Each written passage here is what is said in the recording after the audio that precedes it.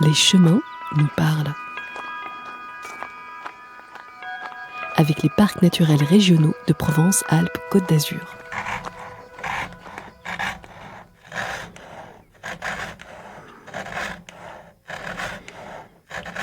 Tout autour du Mont Ventoux, 25 artisans d'art d'exception sont regroupés au sein du réseau associatif Ventoux Métiers d'Art. Philippe Bolton en fait partie et il est l'un des 12 fabricants de flûtes à bec de l'Hexagone. Il a entre autres pu reconstituer à partir d'archives des flûtes datant du XVe au XVIIIe siècle. Ici vous voyez deux bois, le buis, le bois de la flûte, et cette pièce qui s'appelle le bouchon, qui en fait constitue le plancher du canal dans lequel on souffle, qui est dans un bois résineux. Donc ce sont deux bois différents. Il faut que le bois du bouchon soit plus tendre que celui de la flûte. Il y aurait sinon un risque de fente, car il est mouillé quand on joue. Et certains bois ont tendance à gonfler quand on les mouille. Donc en gonflant, il pourrait fendre la flûte. Donc si je prends un bois plus tendre, j'enlève ce risque.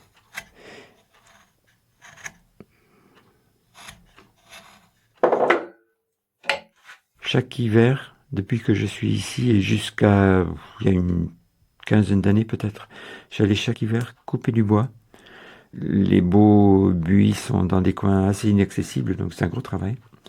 Mais bon, comme j'adore la montagne, faire un gros travail comme ça en montagne, ça me faisait pas peur. Je le fais plus aujourd'hui à cause de mon âge. Et comme je travaille du bois qui est entre 15 et 30 ans de séchage, je crois pas que je sois en état d'utiliser un arbre que je couperais aujourd'hui. Si j'avais un fils ou une fille qui continuait, qui prolongeait la vie de mon entreprise, je dirais oui, je travaille pour mon fils ou pour ma fille. C'est pas le cas, donc je le fais pas.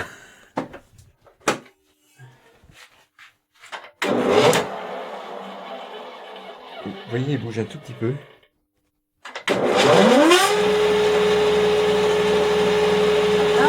C'est très légèrement courbé, donc je vais le redresser.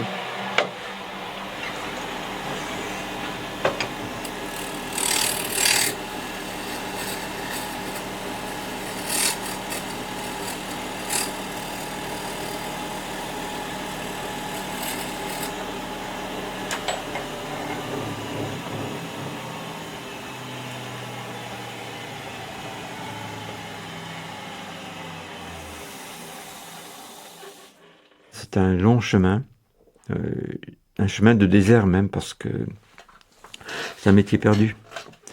Donc recherche dans des bibliothèques, dans des musées, etc. Et puis aussi le montage de mon propre atelier pour pouvoir expérimenter.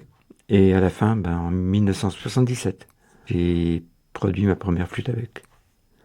Et je fais ça depuis lors.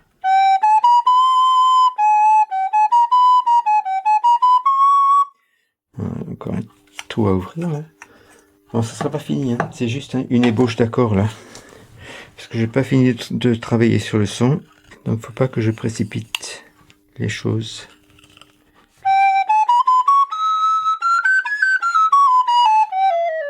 L'accord est meilleur là, mais il n'est pas fini. Hein.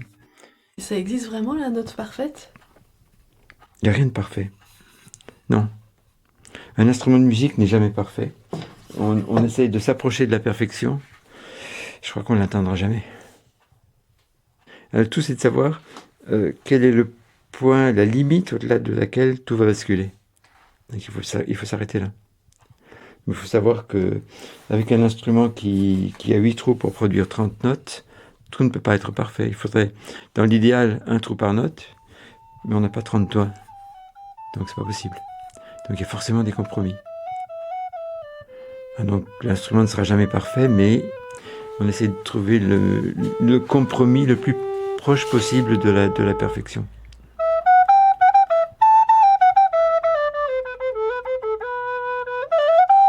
Merci à Philippe Bolton et au réseau associatif Ventoux Métiers d'Art.